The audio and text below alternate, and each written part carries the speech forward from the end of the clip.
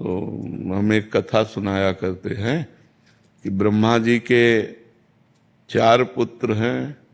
सतयुग, त्रेता, द्वापर और कलयुग है तो सबई, ये भी 4 पुत्र हैं। तो सतयुग को कहा कि हमने नरक की व्यवस्था की है, बनाया है, तो अपने राज्य में ऐसा करना कि तुम सात्विक प्रवृत्ति के हो, तो सात्विक प्रवृत्ति वाला नरक नहीं जाता, स्वर्ग जाता है। तो बोले कुछ ऐसा करना जिससे नरक खाली न रहे। तो उनका इस आज्ञा का पालन हमारे राज्य में नहीं हो सकता है। सतयुग में कोई नरक नहीं जाएगा। त्रेता से कहा तो त्रेता ने कहा हम बड़े भाई का अनुगमन करेंगे। जैसे सतयुग में कोई नरक नहीं जाएगा, ऐसे त्रेता में कोई बिरला ऐसे अनुगमन माने मैं चलने की कोशिश करूंगा पीछा। द्वापर से कहा तो द्वापर ने कहा आपकी आज्ञा का पालन करने का 100% प्रयास करेंगे।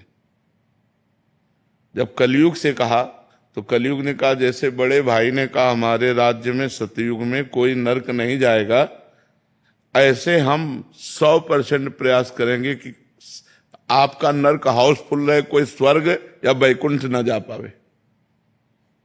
तो एक कलयुग है, युग धर्म का प्रभाव है। झूठ बोलना एक बातचीत रह गई। पहले लोग डरते थे कि मैं झूठ बोलूंगा पाप लग जाएगा, नहीं असत्य सम पातक पुंजा, झूठ बोलने के बराबर कोई पाप नहीं है। लेकिन क्या माना जा रहा है? झूठे ही लेना, झूठे ही देना, झूठे ही भोजन, झूठ चबेना। बोले आओ कुछ खा लो, बोले नहीं पाया है, और बिल्कुल पाए नहीं है, लेकिन बोल के आ रहे हैं। बोले हम आपसे मिलना चाहते, कहाँ हो? बोले इस समय तो मैं आगरे में हूं। 1 सेकंड में झूठ बोल देते। ले, झूठ बोलना आज कोई पाप नहीं माना जा रहा, किसी की निंदा करने से कोई डर नहीं रहा। तो ऐसे ही हमारे इस कलयुग में ऐसा नहीं है कि सब दोस्त दर्शन करने वाले हैं। सैकड़ों श्रद्धालु हैं। तो अब संख्या तो नहीं कि बता सकते, लेकिन कुछ अश्रद्धालु भी हैं।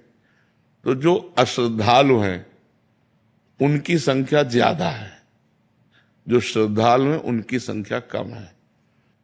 माया के दिन रात, ज्ञान अज्ञान, निंदा स्तुति, मान अपमान, ये द्वंद्व धर्म है। तो ये सदैव अपना प्रभाव दिखाते रहते हैं। इन्हीं के प्रभाव से बचने के लिए नाम जप, सदग्रंथों का स्वाध्याय, जो गुरुजनों की वाणी है उसका मनन पठन, इसी से हम बच सकते हैं, और कोई उपाय नहीं है। नहीं तो जैसे मानस पुण्य हो ही नहीं पापा, तो हम रोक कहां पाते हैं? हम कह देंगे। लेकिन आप असलियत में जान पाए कि नहीं? पीछे वाले बैच में यही चर्चा की कि हम लोगों की दृष्टि क्रिया पे रहती है, कारण पे नहीं रहती। पहले हम क्रिया से हटे। जैसे आप गाली दे रहे हो तो हम क्रिया से हटे, उसका कारण ढूंढा, क्रोध, क्रोध का कारण ढूंढा तमोगुण, तमोगुण का कारण ढूंढा माया, और माया का कारण ढूंढा परमात्मा। मूल में कौन आया? परमात्मा रूपी